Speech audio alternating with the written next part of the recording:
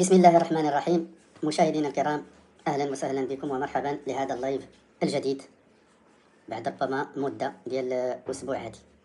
هذا اللايف غادي نخصوه للأخطاء السياسية للحكومة في تنزيل الإصلاح، لأن لكي نفهم الآن ماذا يحدث وماذا جرى ولماذا هذه المشاكل كلها، لابد أن نقف عن جملة من التصرفات والسلوكات والشكل ديال التخطيط وديال تدبير الإصلاح. المهمة ديالنا هي ليست التغطية الصحفية الإعلامية البحتة لما يحدث في أزمة التعليم اليوم.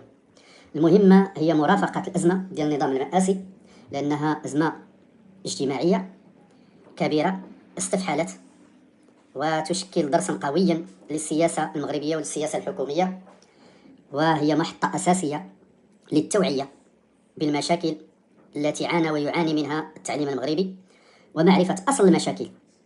وهي كذلك مهمة ديالنا كأساتذة باحثين أو محللين سياسيين أو مثقفين أو نخبة في هذه البلاد في إطار الوطنية والمواطنة، أننا نعمل على تنوير الرأي العام، نعمل على النقاش وتعميق النقاش في القضايا المهمة ديال البلاد، ونبينوا الأخطاء اللي كيديروها المسؤولين ديالنا، لأنهم ماشي متعالين عن الخطأ. شكرا للأصدقاء، شكرا سي أنوار عبد الجليل، شكرا سي وحيد خليفة، شكرا للجميع على الحضور وعلى المتابعة، ونتمنى أننا نكونوا عند حسن الظن ديالكم، وهذه كذلك كتزيدوا تحملونا مسؤولية كبيرة بالاهتمام ديالكم. والمهمة ديالنا بغى اللي بغى وكره اللي كره، هو أننا أساتذة غادي نقوموا بالواجب ديالنا. هذا واجب تاريخي، واجب حضاري، واجب مهني. حنا ماشي أساتذة موظفين خبزيين. إلا بغونا هما نكونوا خبزيين حنا ما غاديش نكونوا خبزيين. إلا بغونا أننا نكموا الأصوات حنا ما غاديش نكموا أصواتنا. إلا بغونا أننا نهضروا بشكل نص سطحي حنا غلا حنا غادي نقولوا الحقيقة كاملة وغادي نهضروا بشكل عميق.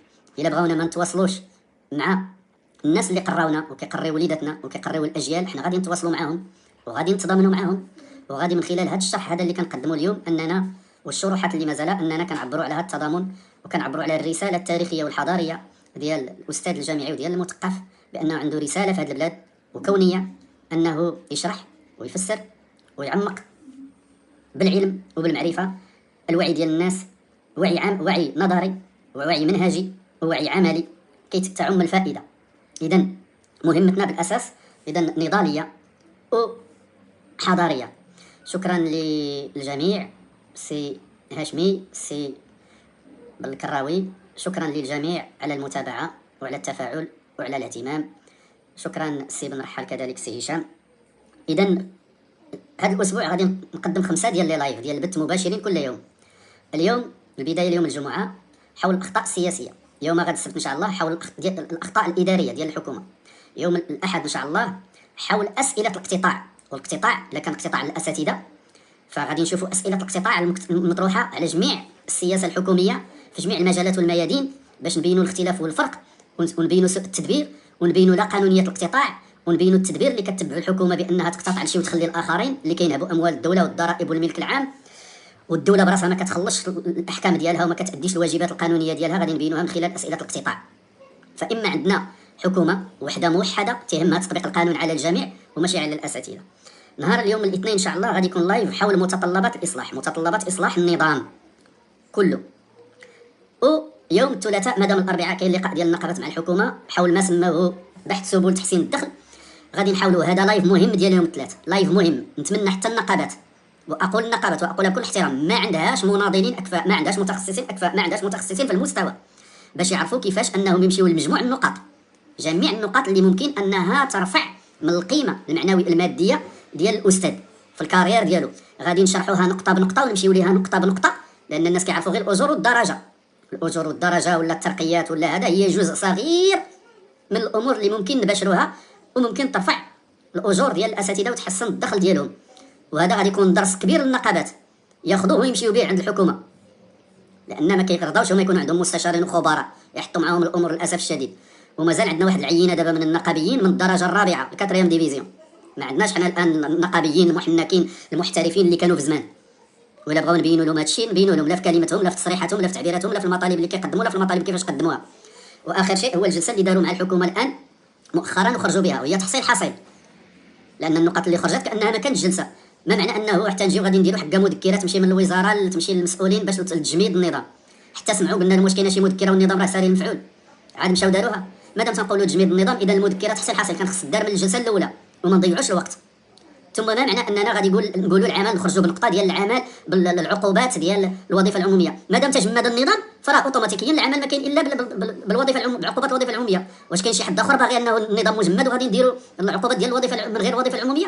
ما عندهم شي حاجه اخرى. الا عندهم شي نص اخر يقولوا لنا، النص هما قالوا جمدوا. اذا واش هذه النقطه غادي نخرجوا بها ببلاغ؟ غادي نسميو خرجنا ببلاغ، ماشي حشومه، ماشي الشوهه هذه. اوتوماتيكيا راه كاين غير الوظيفه العموميه. ثم ما معنى اننا نجيو دابا بالعقوبات ونديروا نقطه بانها العقوبات راه غير الوظيفه العموميه؟ في هذا الوقت ما خصنا نهضروا على العقوبات، وخص العقوبات ما تبقاش. هذه لحظه نضاليه، لا اقتطاع ولا توقيف ولا استغناء ولا حتى حاجه. علاش يقبلوا هذه النقطه هذه؟ جابوا زعما شي مكسب الشوهه هذه. ثم ما معنى انه غادي نبقاو على المباراه؟ نقطه عاديه تبقى على المباراه الى اخره من اجل كذا. اذا شنو هو؟ والنقطه ديال غادي نتلاقاو يوم الاربعاء. هذا اللقاء اللي داز يوم الخميس مضيعه وقت، ما كاين فيه حتى حاجه جديده. وحرام النقابيين الشوهه هذه، حرام النقابيين يخرجوا بدوك النقاط فقط لانها تحصيل حاصل، هي ضمنيه مع الامور. جمدتي النظام، العقوبات ما غاديش تبقى الوظيفه العموميه. جمدتي النظام، المذكره راه كان خص تمشي بلا ما تقال. اذا ما ضيعناش حنا نص نهار وجلسه واسبوع فابور. والمبادره من تلقاء نفسها. اذا النقاط كلها ما فيها حتى جديد وتحصيل حاصل. عار وحشومه على النقابيين، عار وحشومه على النقابيين، عار وحشومه على النقابيين. يضيعوا الوقت، مضيعه الزمن الدراسي والزمن الحكومي والزمن السياسي في هذا الشيء. ندخلوا نجيبوا شي حاجه جديده عندها قيمه، ما نبقاوش نناقشوا نديروا ترتيبات روتينيه. هذاك الشيء كله اللي درتو جبتوه ترتيبات روتينيه بسيطه جدا ديرها الحكومه، واحد شخص مسؤول في وزاره يديرها. ثم ما خرجتوا حتى لحاجه حول الاقتطاع. الاقتطاعات كاينه ومؤلمه للاساتذه والأستاذات وعشوائيه، وما خرجتوا حتى موقف بانكم ناقشتوا معاهم الاقتطاع وشنو غادي يدار في هذا الاقتطاع، واش غادي يرجع واش ما يرجعش بالطريقه على الاقل، وكيفاش اشنو ممكن يدار في الاقتطاعات المقبله. كنخرجوا في هذه النقطه علاش سكتوا عليها؟ سكت عليها اللقاء، ماشي عار ماشي حشومه. اذا كاين اشكال، كاين اشكال في النقابات. ولهذا التنسيقيات اليوم يثبت بان عندها حق اللي كتطلب انها هي المعنيه بالامر، ما كيحسب المزود غير اللي مخبوط غير. النقابات كانها ماشي من هذا العالم، من فضاء اخر، والوسيط كيلعب الدور ديال الوسيط حتى الى لعبوا. اذا التنسيقيات الا كانت خصها تحضر في المفاوضات الان كيبان بان عندها الصح. انا من هذا الموقع هذا في اطار التضامن كنددوا بشكل كبير بالاقتطاعات اللي دارت، وماشي اقتطاعات. تنقول رجال التعليم انتم تغتصبتوا في الاجر ديالكم. لم يحترم، اولا هو حق نضالي، الاضراب حق نضالي وحق دستوري وحقوقي بالمواثيق الدوليه، وما يمكنش اننا نستندوا القطاع على منشور ديال رئيس حكومه مش سابق ونعتبره قانون. وما يمكنش اننا نبداو نسميوه اقتطاع هو ما طبقش المسطره كامله حاله بحاله وعلى الجميع وما احترمش المسطره. الناس باغيين يطبقوا القانون وهما ما تحترموش القانون، وخصنا نقتطع لهم التدابهما. هذاك اللي قتطع لكم وما احترمش المسطره خصو يمشي في حاله، خصهم انهم يطردوه بلاصتو في عكاشه، بلاصتو في السجن. لو كان عندنا القوانين انه التعسف والشطط في تطبيق القانون، ما طبقش المسطره بحذافيرها. الاستفسار وخص البت في الاستفسار حاله بحاله حتى الا مشينا معكم بهذه المسطره وقبلناها، وخص الجواب اقناع المعنيين بالامر، وتيخص الانذار واعطاء مهله للمعني بالامر. الناس ما كانوش عارفين شكون اللي غادي تقتطع عليه، لان الناس عندهم التزامات وتضروا في الاقتطاع في الالتزامات ديالهم. كاين ممكن اللي بغاو يصيفطوا الناس للسجن لان عندهم التزامات مع ابناك في امور. الاقتطاع ما مراعيش هادشي وزاد غبن على غبن والم على الم، وسيله للضغط على الناس تجوعوهم في ظرف ديال اننا باغيين نحلوا الازمه. هذه اراده. ثم التوقيف ديال الناس في هذه الظروف. هل التوقيف ديال الناس اليوم في هذه الظروف هذه انه توقفوا بطريقه قانونيه؟ واذا كان تجميد ديال القانون ديال النظام الاساسي راه خص الاقتطاع يتجمد، لان باي شكل باش طبقتي الاقتطاع بالنظام وانت جمدتي النظام اليوم خص الاقتطاع يتجمد، وخص الاقتطاع من تلقاء نفسه يرجع لمواليه، لان النص اللي دار به ومن اجله اللي كيخدموا به النظام الاساسي الازداء هو خص طرد لهم ديالهم مادام تجمد تلقائيا. ثم التوقيف، النص تجمد والناس وقفت الناس تلقائيا، خص التوقيفات تحبس. علاش النقابات ما ناقشوش التوقيفات، ما ناقشوش الاقتطاع وما جاو حتى الفكره؟ ثم كاين استغناء الناس. في السلا اليوم الحديث عن الاستغناء، اللي لجا الاسلوب ديال الاستغناء واش هذا اسلوب العبيد؟ واش خدامين عندك في داركم؟ المدير اللي يستغني عن الناس واش خدامين عنده في الورشه ديالو في الفيرما ديالو؟ ممكن في الفيرما خدامين عندك وغادي تحترم قانون الشغل، هادو خدامين في مؤسسه عموميه ديال الدوله وتيقدموا خدمه جليله نوضوا نستغني عليهم. اذا احنا قلنا نظام الباترونه على العموم، حنا ندين هذا السلوك ديال الاقتطاع، ندين سلوك ديال التوقيف، ندين سلوك ديال الاستغناء، ندين كل شطط في استعمال السلطه والتصرف من اي كان، من وزير ومن رئيس حكومه ومن اي حد كان، ومن مدير اكاديميه ومدير اقليمي ومدير مدرسه. هو مجرد موظف خص يحترم القانون. اي واحد ما احترمش القانون ودار الشطط فهو مدان. الا ما ندتوش المحاكم فهو مدان معنويا من طرف الراي العام. حنا المسؤولين خص انهم يحترموا القانون، حتى الا بغاو يطبقوه يحترموه. اللي قالوا خص القانون دار باش يطبق، واحترموه وطبقوه بالطريقه الصحيحه وبالطريقه السليمه. هذه النقط غادي نشيروا لها. اذا استمع على الاطاله في هذه النقط. الاخطاء السياسيه ديال الحكومه: اولا استمرار اعتبار التعليم مغضوبا عليه، ان الحكومه ما تتعامل مع التعليم المغربي الا وانها تقول راه مغضوب عليه من طرف الدوله المغربيه منذ زمان ومستمر بهذه الطريقه هذه، واعتباره قطاع ديال المشاكل وديال صداع الراس، وماشي قطاع استراتيجي وحيوي ودينامي وحضاري ديال الشعب باغي الرقي والازدهار والتطور والتقدم وكيزيد الحضاره. هاد الخلفيه الفكريه والذهنيه كاينه عند الحكومه وجميع افراد الحكومه. تمثلات واحد اللي تيقول لهم شكون نتوما ومنين جايين وبنظره احتقاريه. غير هذه كتعكس هاد الصوره هذه ديال ان التعليم مغضوب عليه. واحد ربما الان ولا من قبل ولا من وقت اللي كيقول له عطي لمو. هذه تصرفات اللي كتبين الموقف. هروب وابعاد، وهذه النقطه هذه هي اللي كتعطي الابعاد ولا الهروب ولا التهريب ديال الاحزاب من تحمل مسؤوليتها في وزاره التعليم، والترك ديالها والاسناد ديالها للتكنوقراط. وهاد التكنوقراط اللي هما معاديين للثقافه والقيم الثقافيه وكل ما هو انساني وكل ما هو اجتماعي. الثقافه التكنوقراط كدار في القناطر، كدار في البناء وفي التشييد الصحيح والسليم.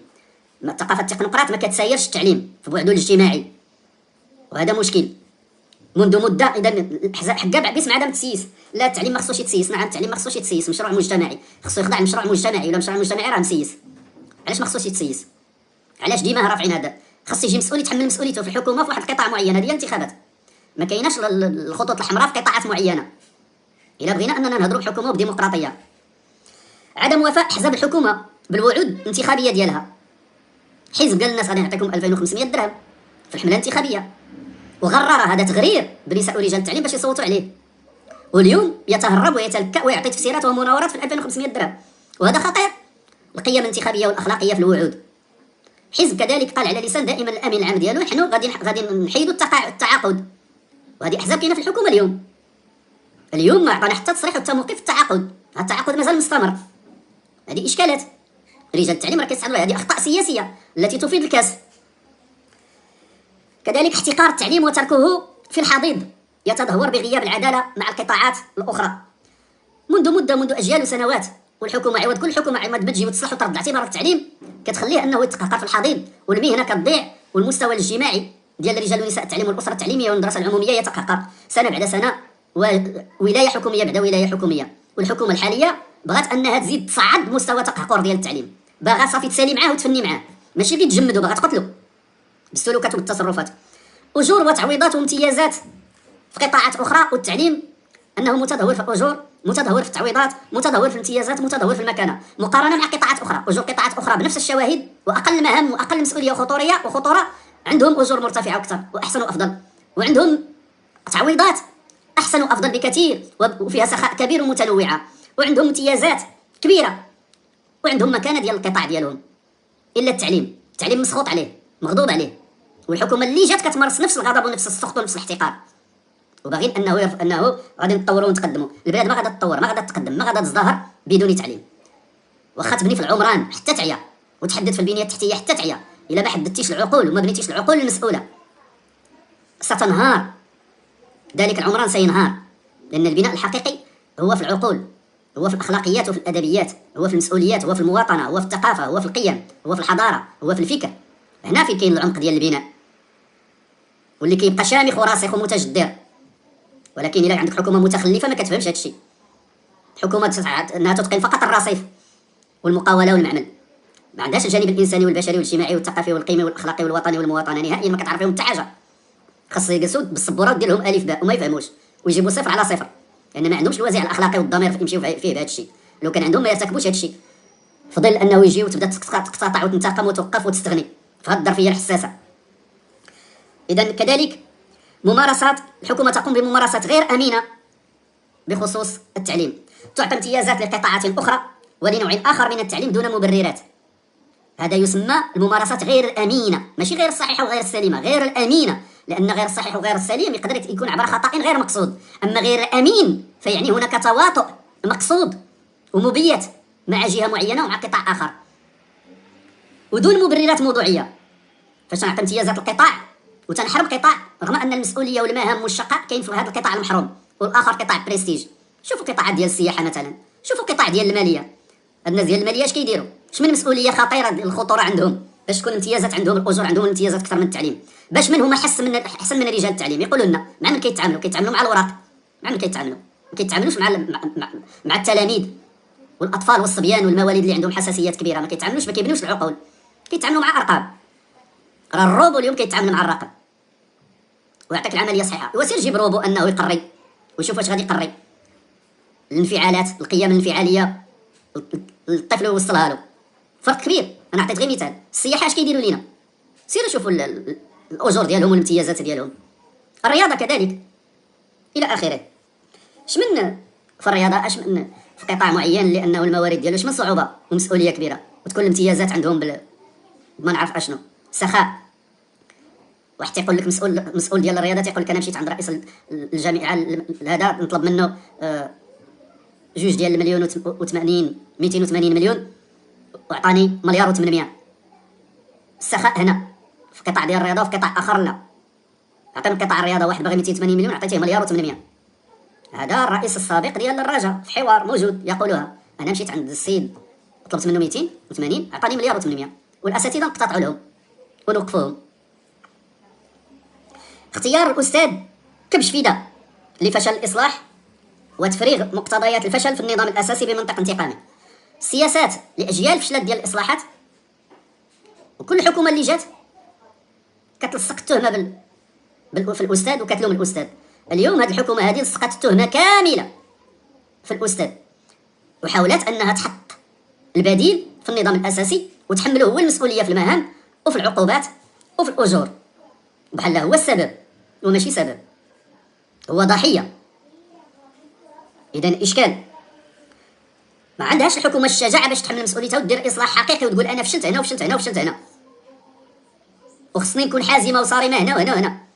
كوني حازمه، الحكومه تكون حازمه مع المسؤولين ديال الوزاره وكبار المسؤولين الساميين في الاختراقات وتجاوز القانون والشطط والصفقات، وتطبق، دير الرقابه وتطبق المسؤوليه والمحاسبه وتشوف النتيجه باش غادي تخرج، والمشاريع اللي ما تنجزاتش والبرامج اللي ما تنجزاتش والبرامج اللي ما تنجزاتش كامله وعلاش، ودير نظام اساسي ودير رقابه وتطبقها وتعطي التقارير ودير لجان ديال التقصي ولجان ديال البحث وتحاسب المسؤولين افراد وجماعات. اذا بغات تطبق القانون وبغات تكون حازمه وتكون صارمه، ماشي تجي انها تكون حازمه وصارمه في نظام اساسي ديال الاساتذه بكثره المهام وتنويع المهام والعقوبات وبشكل انتقامي بمنطق انتقامي. الاستاذ هو المشكل، الاستاذ ما كيخدمش، الاستاذ مرخي، الاستاذ ما كاينش المنفعه، الاستاذ ما كاينش الجوده، الاستاذ عدد الساعات، الاستاذ الغياب. حقا ما غاديش التلميذ الا واش التلميذ الا ما كيجيبش نقطه مزيانه ولا ما كيعرفش يكتب كما قال الوزير وكيعاودها ويقولها، هو نجي نحمل الاستاذ المسؤوليه؟ مشكله الفقر في المجالات الاجتماعيه. الا كان التلميذ فقير ولا كان التلميذ في منطقه نائيه ما عندوش مكتبه، التلميذ فقير في دارو ما عندوش مكتبه وما عندوش منجد وما عندوش ديكسيونير، التلميذ ما عنده ما ياكل وما يشرب باش يمشي للمدرسه في جو مزيان، التلميذ في وضعه الاجتماعي بائس وفقير، وضع ديال الهشاشه. اش بغيتي دير ليه الاستاذ؟ تلميذ المدرسه ديالو نائيه ومنبوذه ومحقوره، اش بغيتي دير ليه الاستاذ؟ تلميذ القسم ديالو معري، الطاوله ديالو مخرقه ومحفره، اش بغيتي دير ليه الاستاذ؟ كيف غادي يدير ليه؟ بلا ما نهضروا على مشاكل الاستاذ، الاستاذ اللي مكرفص في جميع النواحي، بغيتيه انه يعطيك نتيجه جيده، واحد جالس في الوزاره في مكاتب مكيفه ويتحرك بسيارات ديال الدوله السبت والحد والعطله وما نعرف شنو، ويمشي يزور العالم على حساب الحكومه وعلى حساب الوزاره، وباغي يحاسب الاستاذ بنفس الطريقه حتى تكون نفس الشروط ديال العمل. الشروط اللي كتوفروا نتوما لنفسكم وفروها للاستاذ واجيو نتحاسبوا على النتيجه والمردوديه. غتكون النتيجه وغتكون المردوديه اكبر منكم واكثر منكم ب 100,000 مره، لان المواطنه ديال الاستاذ والوطنيه ديالو والدرجه الغيره ديالو ديال بلادو اكثر منكم نتوما المسؤولين في الوزاره اللي جالسين في المناصب وفي الكراسي المذهبه. عدم تماثل قوانين القطاعات الحكوميه والوزاريه والوظيفه العموميه وصياغتها بابعاد تمييزيه مختلفه. الناس كيقولوا في اي دوله كتحترم نفسها ديال الحقوق وديال القانون وديال التطور وديال التنميه والتنميه المستدامه وديال الجوده، خص القوانين كل القوانين تاع الدوله تكون متماثله وكيف اللي في هذا القانون في هذا القانون، ما يكونش هذا القانون فيه امور سعيده وجميله والقانون الاخر فيه العقوبات مجحفه.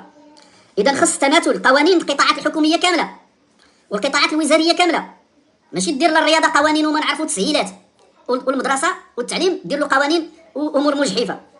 والوظيفة العمومية كذلك. وصياغتها بأبعاد تمييزية مختلفة. القوانين اليوم في المغرب سواء كانت قوانين أو مراسم تصاغ من طرف المسؤولين بأبعاد تمييزية مختلفة، وهذا خرق حقوقي وقانوني وحضاري وغير إنساني. وحطوا لنا القوانين ونجيو نقراوهم كاملين ونشوفوا هنا كيف تقرأوا الموظف وشنو كتعطيه، وهنا شنو كيفاش كتقرا وشنو كتعطيه. والبلد والحكومة اللي كتصيغ القوانين بشكل غير متماثل هذا خرق في الشطط، خرق وشطط في استعمال السلطة وعدم كفاءة في استعمال المنصب وانحراف في استعمال الصلاحيات. ما تجيوش تقولوا لنا أن أنا نهار قلت هذا النظام المآسي اللي صاغو راه مجرم كنعرف اش تنقول. إذا تصيغ قانون هنا بشكل إيجابي كيعطي امتيازات ويعطي حياة والرقي إلى آخره، والقانون هنايا مجحف. عدم تطبيق القوانين دابا ماشي غير صياغة القوانين، حتى ولو تكون قوانين متماثلة أو متقاربة يتم التطبيق ديال القوانين ما بين قطاع في الوظيفة العمومية بشكل تمييزي غير متماثل، بطريقة غير متماثلة وغير متكافئة في الوظيفة العمومية وفي جميع القطاعات الوزارية. حتى ولو كتصاغوا القوانين بشكل متماثل ومنسجمين ومتقاربين وبنفس الوعي ونفس الفكر ونفس الأهداف ونفس الغايات، يتم التطبيق بالقوانين هنا بطريقة وهناك بطريقة أخرى. وهذا ما حدث اليوم في نظام المآسي في التطبيق. شوف قوانين كاينه فيها عقوبات لا تطبق على المسؤولين الوزاريين، يدير خطأ نبعدوه، يدير جريمة نبعدوه أو نرقيوه، ولكن مسؤول في جهة أخرى أستاذ أننا نطردوه ونعاقبوه ونوقفوه ونستغنيو عليه ونقتطعوا عليه. إذا عدم تطبيق القوانين بطريقة مماثلة ومتكافئة هذا خطأ حكومي سياسي، هذا شطط في استعمال السلطة، هذا انحراف بالمسؤولية، انحراف بالصلاحيات، انحراف بالوظيفة العمومية. أجوا جلسوا معنا نتناقشوا ونجيبوا لكم هاد الأدبيات فين كاينة ونعطيوكم الأمثلة فين كاينة وقولوا لنا هادشي ما كاينش. نقول لك شوف هاد النقطة في هاد النظام وشوف هاد النقطة في هاد النظام، شوف هاد الخطأ هنا اش درتو فيه المولاه وشوف هاد الخطأ هنا اش درتو فيه المولاه. اللي كتقولوا القانون دار باش يطبق. عدم التعامل مع الأخطاء، أخطاء القطاع العام وسوء الخدمات بالطريقة نفسها التي يتم فيها في التعليم. كل ما قربنا من التعليم كل ما وصلنا للتعليم إلا ويكون الحيف والزجر والحزم والصرامة والقوة والسلطوية هي اللي كتحضر، والانتقام وتبخيس الأستاذ وتبخيس المدرسة في وقت اللي أنهم موظفين ديال وزارات أخرى مبجلين ومحترمين وتيخافوا منهم الناس. وحتى الدرك والأمن في الشارع فاش كيلقاو أستاذ كيحقروا واخا ما كاينش تعميم، وفاش كيشوف موظف ديال قطاع آخر وديال وزارة أخرى كيبتسم ليه ويفتح ليه الطريق ويخلي عليه وتولي الضحك واللعب. هذه ممارسات كنشوفوها، هذه اللي كتبين شكل ونمط التعامل. محاباة الوزارة وقطاعات وزارية في توزيع الميزانية وفي طرق صرفها. أن فاش نوزعوا الميزانيات كتكون محاباة لهذا القطاع على هذا القطاع، وحتى في الطرق ديال الصرف ديالها، وهذا خطير جدا وهذه أخطاء سياسية. شوفوا الرياضة والتعليم مثلا، الناس الآن عطاونا أمثلة وأرقام ديال محاباة الرياضة وما يحدث في الرياضة والاهتمام والأهمية اللي معطية للرياضة اليوم في المغرب. وشوفوا ماذا يحدث في التعليم في إطار قطاع واحد سمي قطاع التربية الوطنية والتعليم الأولي والرياضة، وكأنهما قطاعان لا علاقة بينهما. هناك تصرف وسلوك وميزانيات وإشادة، وفي التعليم لا شيء، وكأن التعليم ما اشتغلش منذ زمان وما عطا والو منذ زمان. الرياضة عاد نضت وبنت. تشجيع التعليم الخاص على حساب التعليم العمومي وخلق تعليمين بمسارين ومواصفتين وبسرعتين وخلق طبقية مميزة وممزقة للمجتمع. شوفوا النظام الأساسي، شوفوا الميثاق الوطني للتربية والتكوين، شوفوا القانون الإطار، شوفوا الإصلاح في أفق 30، شوفوا جميع الإصلاحات وجميع الأنظمة اش فيها الامتيازات اللي عطاو للتعليم الخاص على التعليم العمومي، باش الناس يمشيو للتعليم الخاص ويقولوا لنا التعليم الخاص راه مزيان. وغادي نذكروا هاد الشيء، هاد العناصر كلها غادي نذكروها. محاباة القطاع الخاص في كل شيء. أثمان التسجيل، الأسر تكتوي بأثمان التسجيل في بداية السنة وفي نهاية كل سنة وتشتكي كل سنة. شكون اللي عمرو تدخل وقال ضرب عليه الدين ديال القطاع الخاص في أثمان التسجيل؟ يا كاينه شراكه وكاينه مراقبه ديال الوزاره. اين هي مراقبه الوزاره؟ واش عمر سدات لشي مدرسه؟ واش عمر حاقبات شي واحد وحاسبات شي واحد؟ واش عمر عطاتو الدائره اللي كاينه حتى في القوانين على قلتها وعلتها وضعفها؟ عطيونا كيديروا الاثمنه اللي بغاو. هنا ما كاينش تطبيق القانون، هنا ما كاينش اشراف الوزاره. التامين كذلك، سيروا شوفوا التامين. واش في التعليم الخاص انه كاين تامين؟ شحال من واحد مؤمن عليه؟ وشنو هو التامين اللي كيكون؟ وشحال مديون؟ وشحال كيتخلصوا فيه؟ وشحال كيديروه؟ شكون كيحاسبهم؟ حتى واحد ما كيحاسبهم. هذه مسؤوليه الوزاره، هذه المحاباه، هذه تشجيع قطاع على قطاع ونوع من نوع من التعليم على نوع من التعليم. هيئه التدريس، شوفوا شكون هذا التعليم الخاص اللي عنده في هيئه التدريس ديالو 80% اللي طلبات في اول مره في الميثاق التربيه والتكوين، وفي القانون اللي خرج تاع عطاهم 4 سنين باش يكون عندهم 80% من هيئه التدريس. وريونا شكون واش عنده هذه المؤسسات الخاصه اللي عندها 80% من الاطر القاره ديالها، اساتذه واطر ولا وحده كيخدموا وكيكملوا بالاساتذه ديال التعليم العمومي باجور هزيله، وباش ما يتحملوش مسؤوليات في التامين وفي التغطيه الصحيه والاجتماعيه وما الى ذلك. بمعنى كل شيء عايشين على ظهر القطاع العام وعلى ظهر الحكومه وعلى ظهر الدوله. الضرائب، شوف اش كيخلصوا الضرائب. كنعرف مؤسسات ديال التعليم كانت كتسالها تدخل الملايير، وكانت كتسالها 4 ديال المليار ديال الضرائب، 4 ديال المليار ديال الضرائب، وتم اعفائها كامله. اللوبي ضغط وجرجر سنوات ما خلصش باش تجي حكومه ويجي وزير ويقول لهم صافي نعفي عليكم. اذا اشكال كبير. كذلك المناهج والبرامج، شوفوا التعليم الخاص ونوع معين من التعليم، المناهج والبرامج ديالو اللي ما عندها علاقه بالمناهج ديال المغرب وبالقيم ديال المغرب وبالمواطنه ديال المغرب، وما كاينش اللي كيهضر معاهم. وفي الكتاب المدرسي واش كاينين في شي فضاء اخر؟ فينا مسؤوليه ديال الحكومه. كذلك تفويت المدارس، توصلت مساله تفويت مدارس القطاع الخاص، التكوين والتدريب والتكوين المستمر على حساب القطاع العمومي وما الى ذلك من الامتيازات وبدون مراقبه، والهيئات اللي كتمشي تراقب ما عرفش شكون اللي كيمشي وكيفاش شنو كيطرا. فتح هذا الملف تاع التعليم الخاص ونشوفوه الى اي مدى تنطبق عليه المعايير، ولا هو داك الطفل المدلل، ونمارسوا الفوضى الخلاقه في التعليم العمومي باش نجريو على الناس كلهم يمشيو للتعليم الخاص. الازمه اليوم ديال التعليم المقصود منها استراتيجيا كذلك ومن هدف استراتيجي هو تسريع ذهاب التلاميذ ديال العمومي للقطاع الخاص. ما كافيهمش مساكن، بغاو يزيدوا يوسعوا التعليم الخاص ويسرعوا الاستفاده. اذا خلق الفوضى الخلاقه في التعليم العمومي للنزوح الجماعي نحو التعليم الخاص. ما يحدث اليوم في التعليم العمومي من اهمال، من عقوبات، من اقتطاع، من تراخي في معالجه الازمه المستفحله، هي بقصديه نتاع النزوح الجماعي من التعليم العمومي للتعليم الخاص. وهذه استراتيجيه ديال هذوك الناس اللي كيفكروا المطورين ديال عقول التكنوقراط واصحاب المصالح، وهذو هما تجار الازمات الحقيقيين.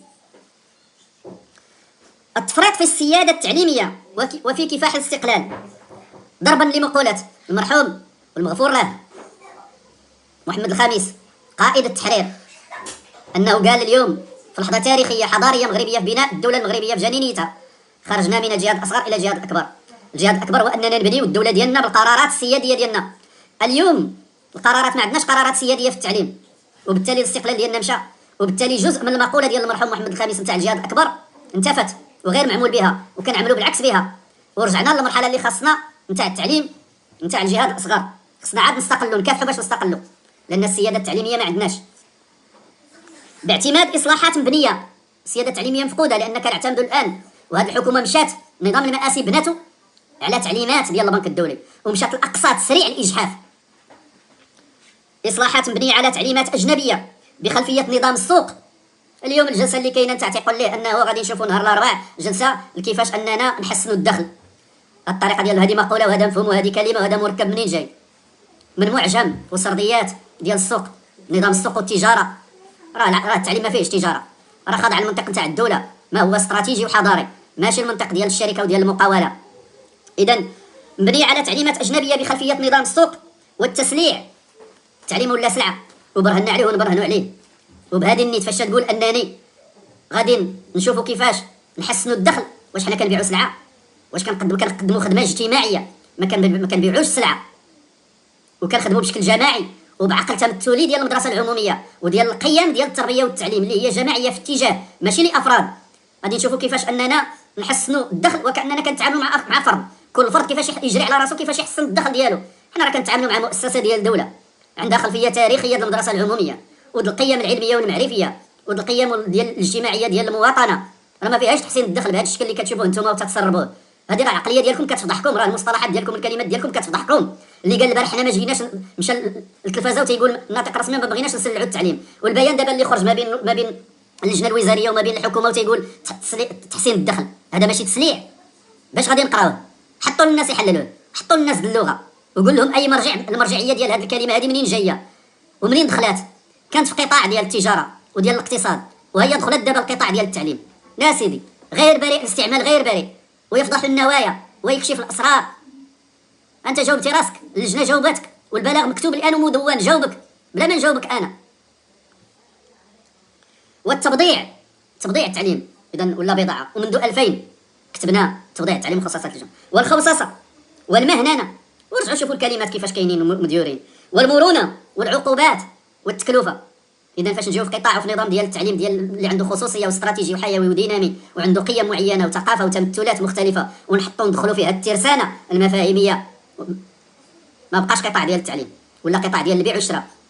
جالسين في درب عمر، جالسين في الجوطيه، جالسين في قشه، ما وليناش جالسين في مدرسه محترمه عندها هيبتها، عندها كرامتها، عندها نخوتها، عندها اعتبارها الرمزي والمعنوي. ما بقيناش دابا، ولينا جالسين دايرين في الرجا بالزرقاء.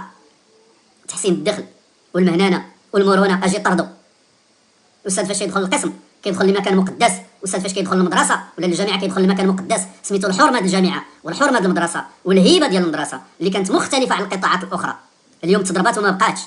رجعوا لهذه الكلمات وهذا نتاع الحرمه والهيبه اللي كانت عند المدرسه، اليوم تضربات.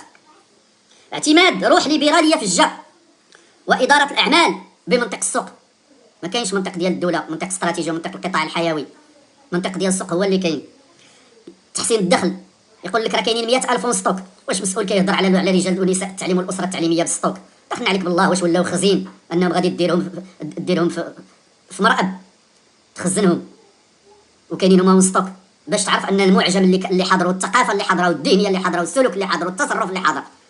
اذا دخلتي عند الطبيب النفساني وقلتي هذه الكلمه بالتالي في اطار الاسترسال غادي يحكم بانه العقليه المقاوله هي اللي حاضره، ما حضرش العقليه نتاع قطاع التعليم له خصوصيات، ونتاع تدبير مؤسسه حكوميه في اطار مؤسسه ديال الدوله، في اطار دستور، ماشي في اطار خزين، ماشي في اطار معمل، ماشي في اطار شركه.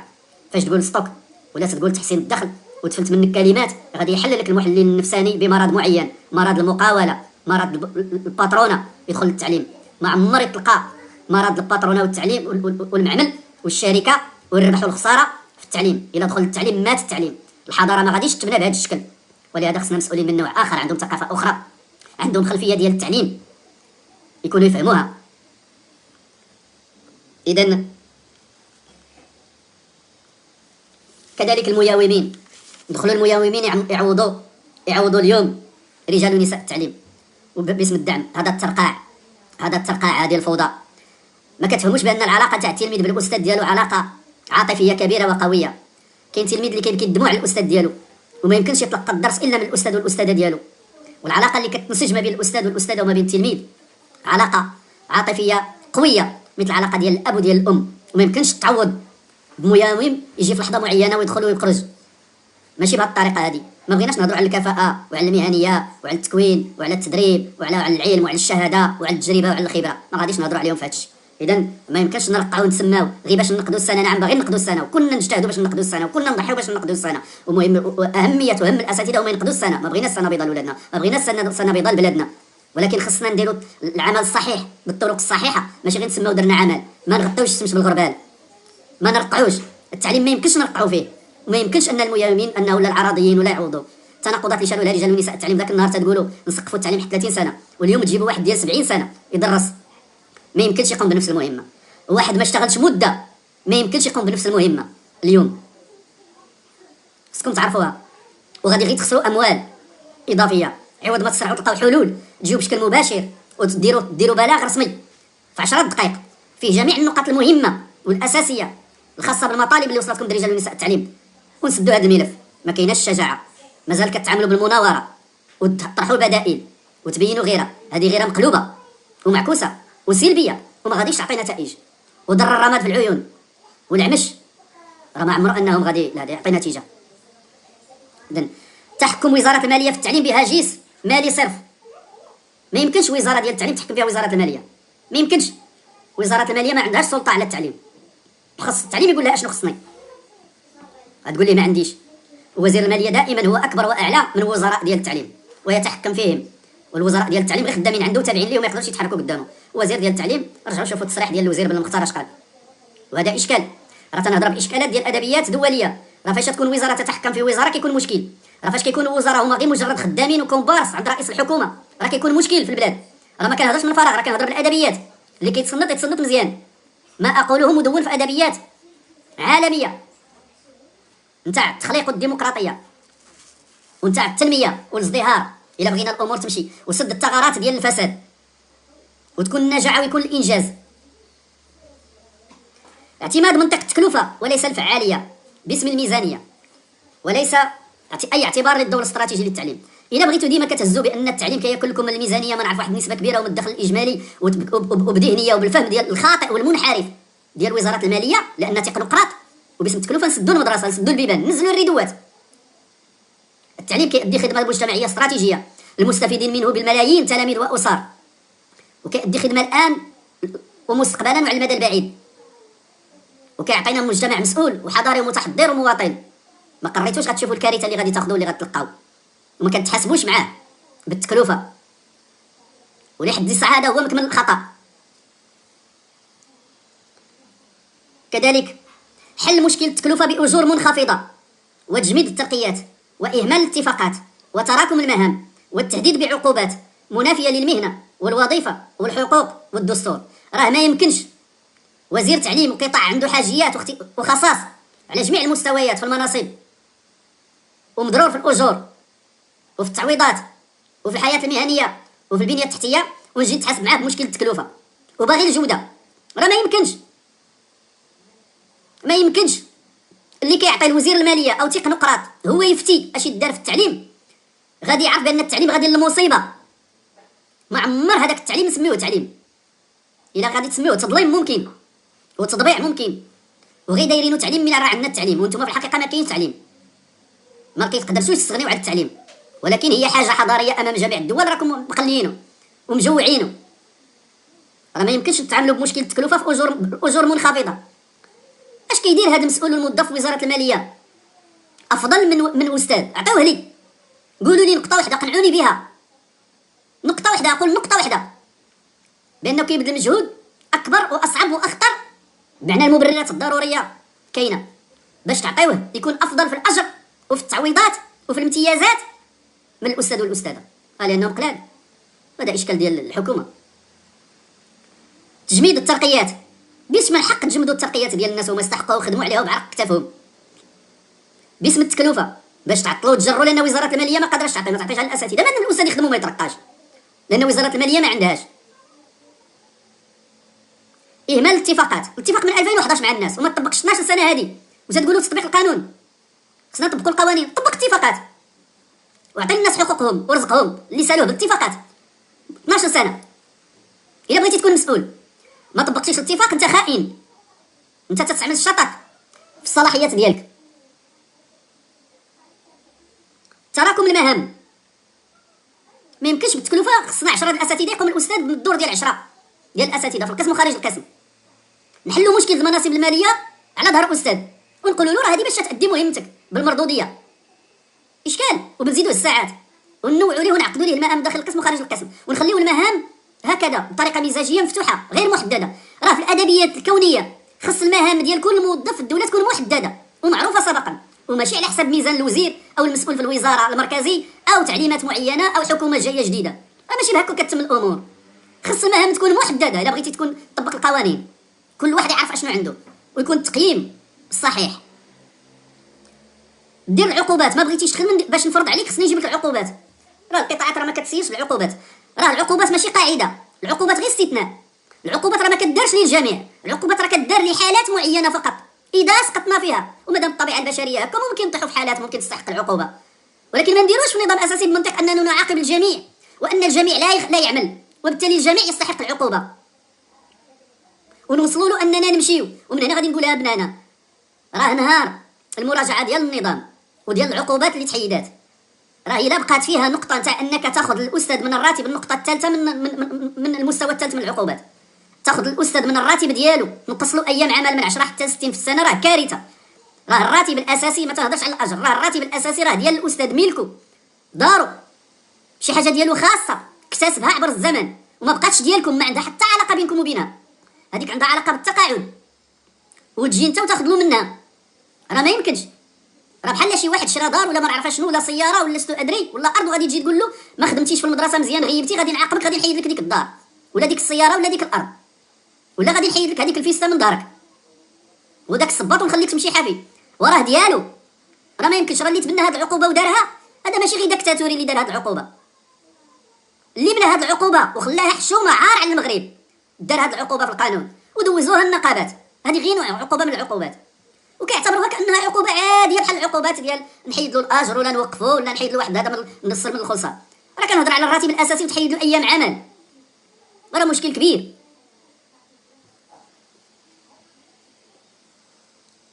اذا منافيه كذلك، عقوبات منافيه للمهنه وللوظيفه والحقوق والدستور، وهذا خطير جدا. الدستور فيه باب كبير ديال الحقوق، المساواه وتكافؤ الفرص ما بين الجميع الى اخره، ونجي ندير عقوبه في هذا القطاع ما كايناش في قطاع اخر، في هذه المهنه ما كايناش في مهنه اخرى. شكون اللي دار هذا القانون وعطى هذا؟ واش هذا كيحكم ضد الدستور؟ واش هذا استحضر الدستور المغربي؟ هذا استحضر التعليمات ديال البنك الدولي، هذا خدام عند البنك الدولي، ما خدامش بالدستور المغربي. وهنا اشكال كبير، هذا خدام في عهد السيبه، حتى واحد ما يهضر معاه، في عهد الاقطاع يطرق الناس في الضيعه وما كاينش اللي يهضر معاه. اللي دار هادشي فين؟ وهذا المسؤول اللي دار هادشي شكون قادر يحاسبه اليوم؟ ولا هو الموظف اللي بخير والمبجل؟ تدني الاخلاقيات والمهارات الانسانيه، وهذه نقطه مهمه واساسيه. تدني الاخلاقيات والمهارات الانسانيه والاجتماعيه والحقوقيه والقانونيه والديمقراطيه عند من يتولون المسؤوليات الوزاريه والحكوميه وتخطيط الاصلاحات. من يتولون المسؤوليات الوزاريه وتخطيط الاصلاحات، اخلاقياتهم ومهاراتهم الانسانيه والاجتماعيه والحقوقيه والقانونيه والديمقراطيه متدنيه. ولهذا كيجي مدير في ظل حق هذا كيطبق القطاع، كيجي الاقتطاع بطريقه غير سليمه، كيجي مدير كيوقف، كيجي مدير كيستغني. اش من مفهوم هذا ديال الاستغناء؟ وشنو المبرر ديالو؟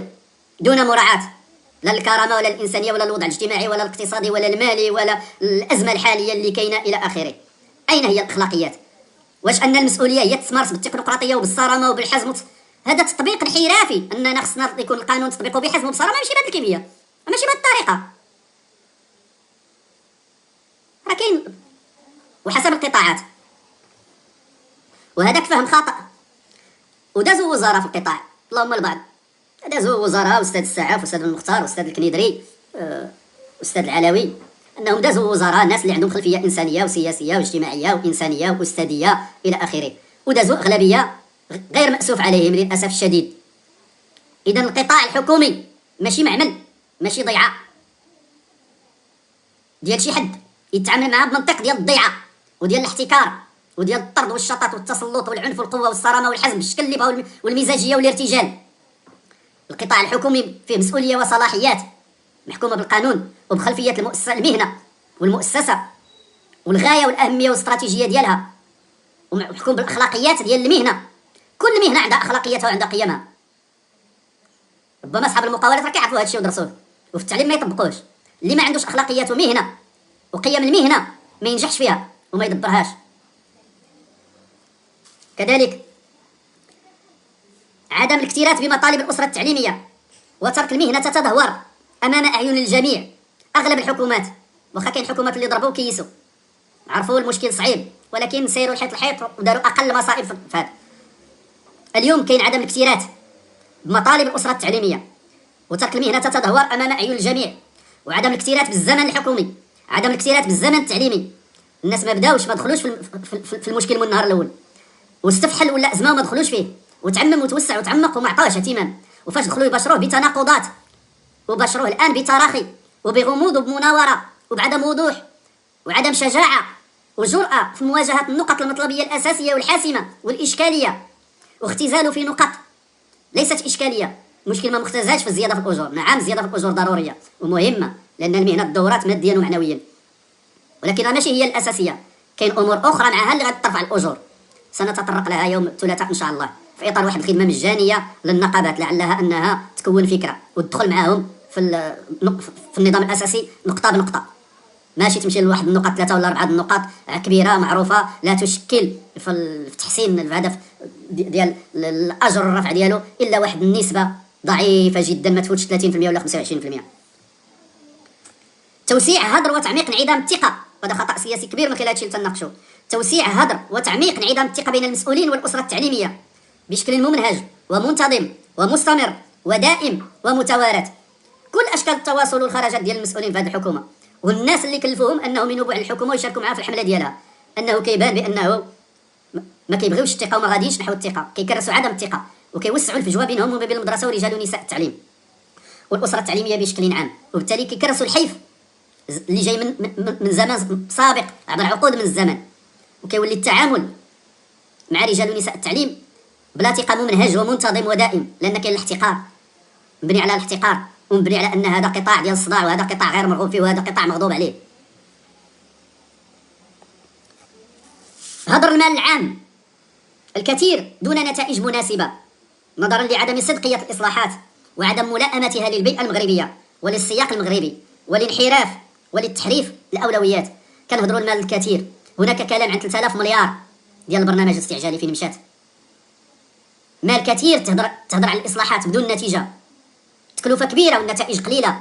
ماشي المشكل في المدرسة وفي الأستاذ، المشكل في المسؤولين اللي خطوا تيدبروا القطاع وتينفذوا كيجرؤوا، وهنا إشكال. وهذا مشكل عند الناس في جميع البلدان، مشكل كبير في الحكومة وعائق في الحكومة، وما خصوش يكون وما خصوش يبقى، وما كيعطيش النجاح الحكومية وما كيعطيش النجاح الحكومي، وبالتالي ما كيعطيش الرهان على حكومات معينة. المشكل فين كاين؟ عدم صدقية الإصلاحات، الإصلاحات مملات من برا، وعدم ملائمة هذه الإصلاحات للبيئة المغربية وبدون تشخيص موضوعي وللسياق المغربي في الظروف اللي كيجتازها المغرب. بالله عليكم في الظروف ديال الأزمة الحالية ومن بعد كورونا أننا ننزلوا نظام المآسي، في الظروف ديال الاعترافات الكبيرة اللي جات تحت النموذج التنموي واللي ترأسه السي بن موسى وهو وزير التعليم اليوم، تلك النقط كلها الواردة في النموذج التنموي في التشخيص حول التعليم وحول المغرب وحول المجال وحول الفقر وحول البطالة، واش كتطلب ديروا نظام المآسي بحال هذا؟ أم أن هذاك النموذج في جهة والتعليمات ديال البنك الدولي في جهة أخرى وهي الضرورية؟ انحراف بالمسؤوليات والانحراف ديال المسؤولين بالصلاحيات، حتى واحد ما يحاسبكم انتوما على الانحراف بالصلاحيات ديالكم. راجعوا صلاحياتكم وشوفوا واش تقوموا بها بالشكل الصحيح من الصباح حتى العشيه. تحريف الاولويات، باغي الجداد المدرسه وتحملوها للاستاذ وما تعتنيوش بالاستاذ. في ترتيب الاولويات اليوم في جوده المدرسه جربتوا منذ 2000 الان، ديروا غير من 2000 الان، ما هضروش بشحال هذه، منذ نظام التربيه والتكوين لحد الساعه في 99 والقوانين اللي خرجت عليه في 2000 و2002 و3 والمراسيم وحتى الان، جربتوا مدى الاهتمام بالمدرسه وبالمنهاج وبالبرنامج وبالكتاب وباللوجيستيك والتكنولوجيا. واش نجح الاصلاح؟ لم ينجح. هذيك كانت غير صفقات درتوها بالجيوب، داز هنا وهنا.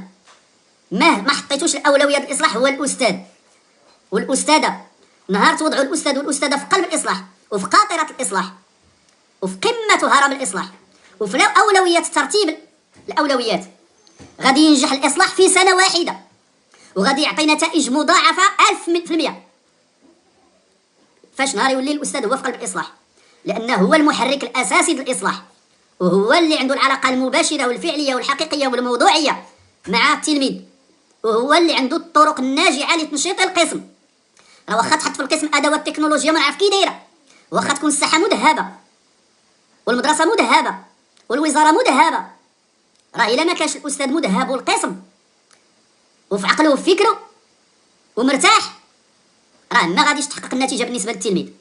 خذ مني هادشي انا تنقولها لك، الفشل اللي تم في الاصلاحات لحد الساعه لان ما حطيتوش الاستاذ في الاولويه وفي قمه الهرم وماشي اسبقيه وفي الترتيبات ومحنتوه بخصوه قيمته، وهذه هي النتائج.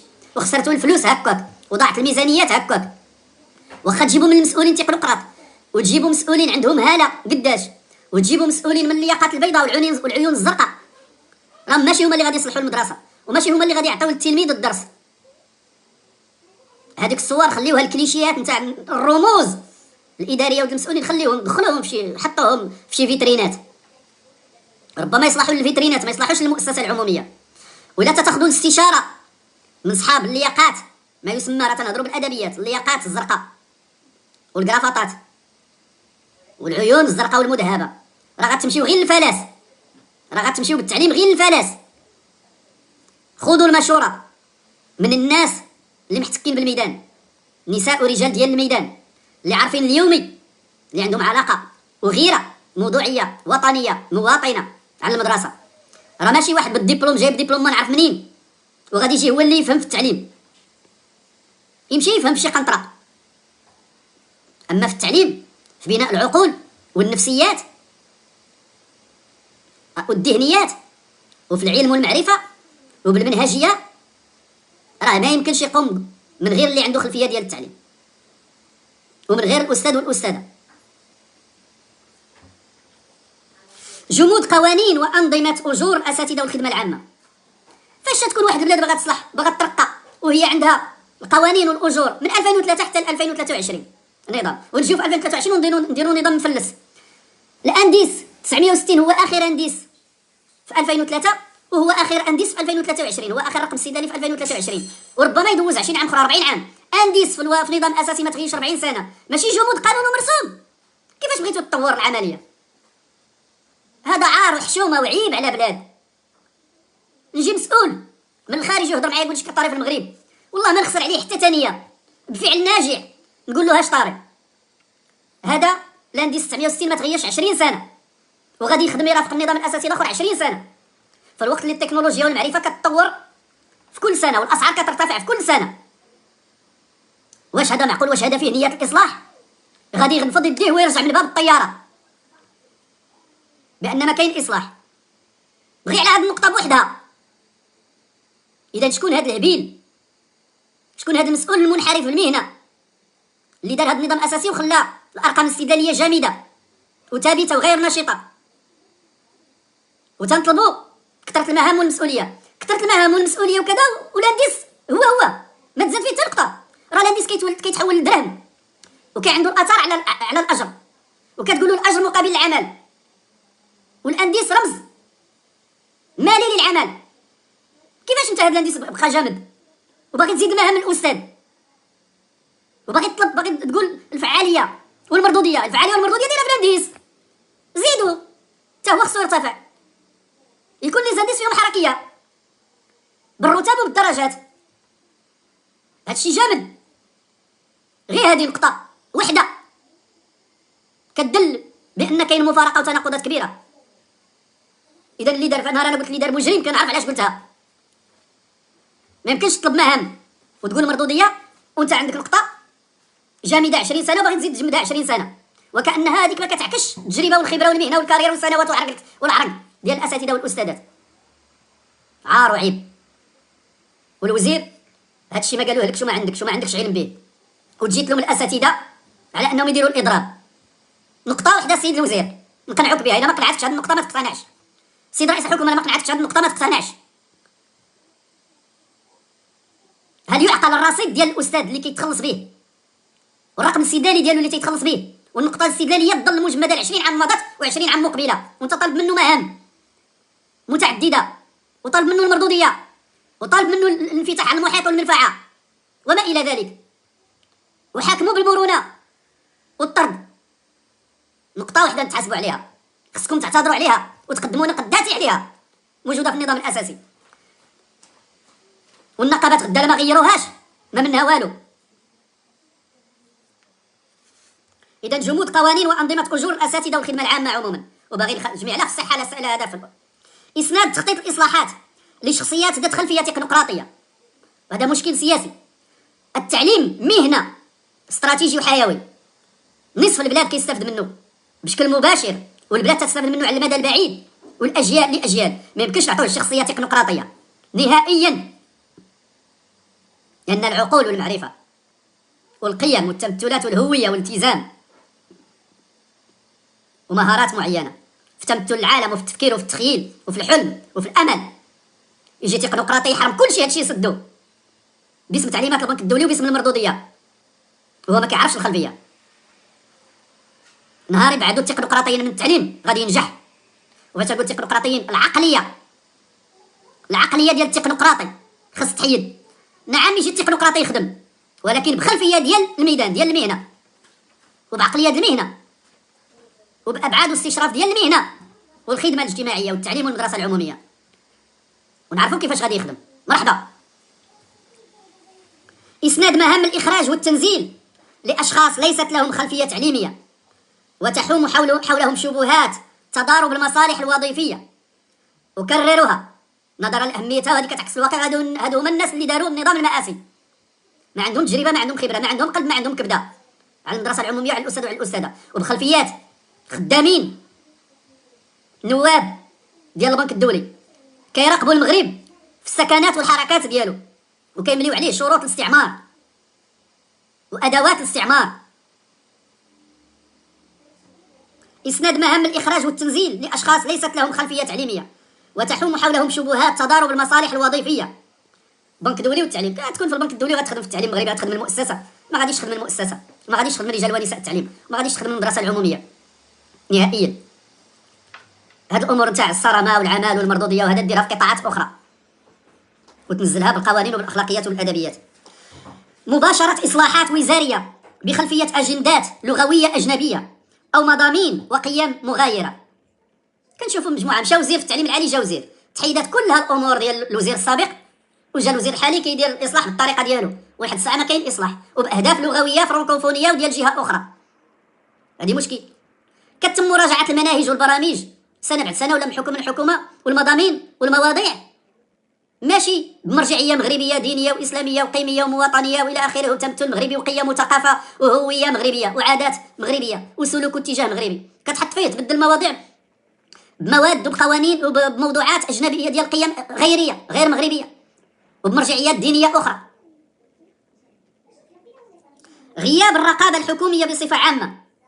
باغيين نطبقوا الاقتطاع والقانون على والرقابه على رجال ونساء التعليم، وتقتطعوا وتوقفوا وتستغنيوا وديروا الرقابه على الجميع في جميع الوزارات وجميع الحكومات وعلى جميع المسؤولين، وتشددوا في الرقابه وشوفوا شنو غادي تدخلوا من فلوس ومن هذا.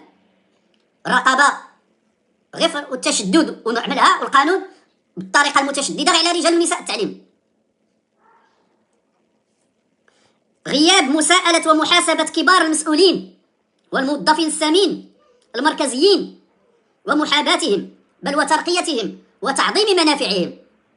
هادشي اللي بغيتو ديروا في الموظف الاستاذ والاستاذه في مديريه ماشي حشومه.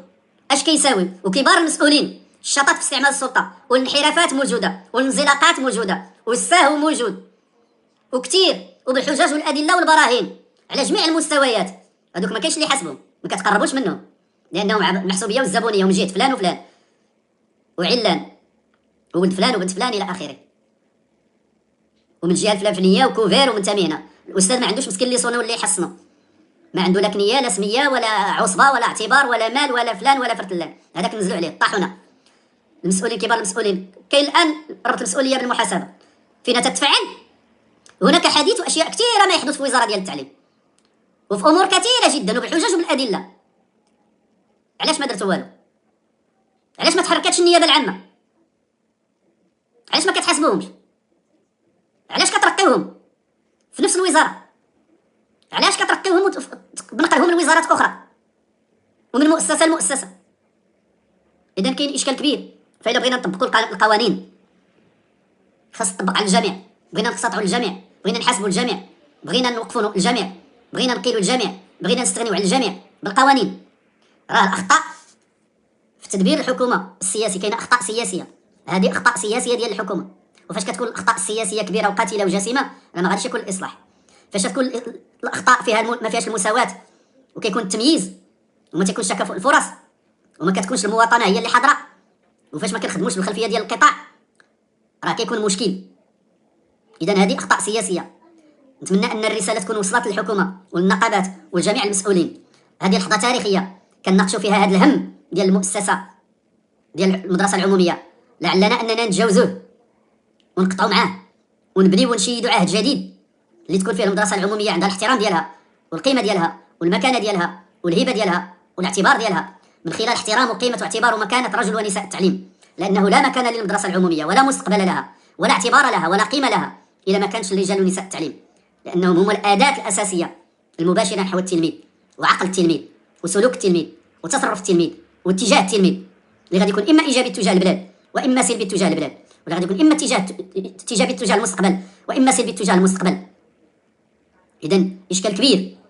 هذه لحظه تاريخيه حاسمه ما بغيناش نخرجوا بها بانصاف الحلول وما بغيناش فيها الترقيع، بغينا فيها نبنيو على الصح وبالمناقشه وبالتحدي.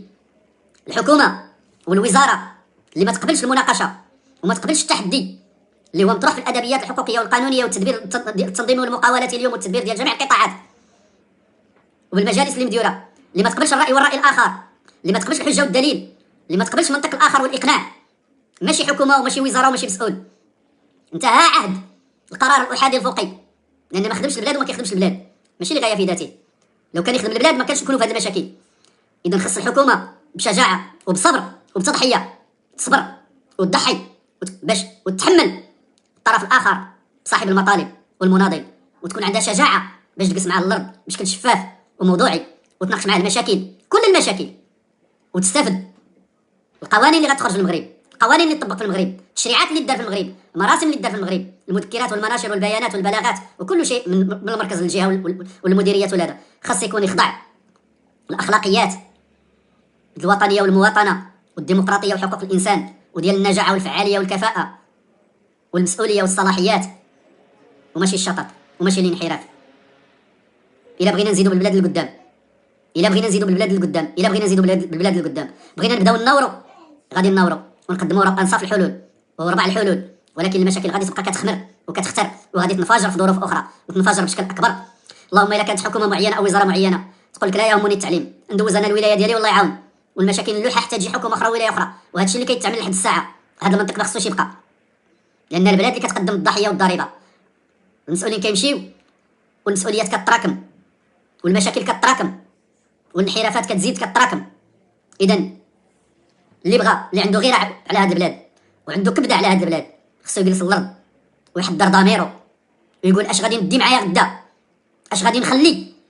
خص اللي عنده مواطنه يفتخر انه خلى شي حاجه للبلاد، دار شي نهار شي حاجه مزيانه، حل شي نهار شي مشكل، تعامل شي نهار مع شي مشكل بشكل قانوني وموضوعي واخلاقي، ما ظلمش، شيد وبنى، ماشي هدم وحفر. الا كاين شي مسؤول في الحكومه وفي الوزاره وفي جميع القطاعات والمجالات كيفكر في المغرب ومستقبل المغرب، كيفكر النظام المغربي انه يستمر ويتحسن، كيفكر تعطى مكانه للمغرب، هو خاص اليوم يتفتح نقاش حقيقي وصريح وواضح وموضوعي مع الجميع وبين الجميع دون استثناء لمصلحه الجميع. ماشي نبداو نعتوا الناس بالتخوين والناس بالمقاومه والناس ما فاهمينش والناس منين جاو شكون هما والناس ما يلويوناش يدينا ونقلبوا الطبله وما فاهمينش القوانين والادبيات ديالها ونجيو نهضروا من اللي فيها. اذا من اجل مغرب جديد، مغرب المستقبل، مدرسه ديال المستقبل، مدرسه الحضاره المستقبليه، مدرسه ديال التقدم، حكومه ديال التنميه المستدامه الحقيقيه والتطور ديال المغرب. نترك لكم هذه الرساله حول الاخطاء السياسيه، وغدا ان شاء الله بلايف اخر حول في نفس الساعه انتظرونا للاخطاء الاداريه اللي عندها علاقه بهذه الامور، ونبقاو غاديين كمساهمه مني في اطار تنوير الراي العام وغيره على البلاد وغيره على التعليم. واللي بغى يقراها بشي حاجه اخرى يقراها ويمشي يشرب الماء ديال البحر. شكرا لكم والسلام عليكم، وتحيه لرجال ونساء التعليم في افق مدرسه عموميه ناجحه ان شاء الله.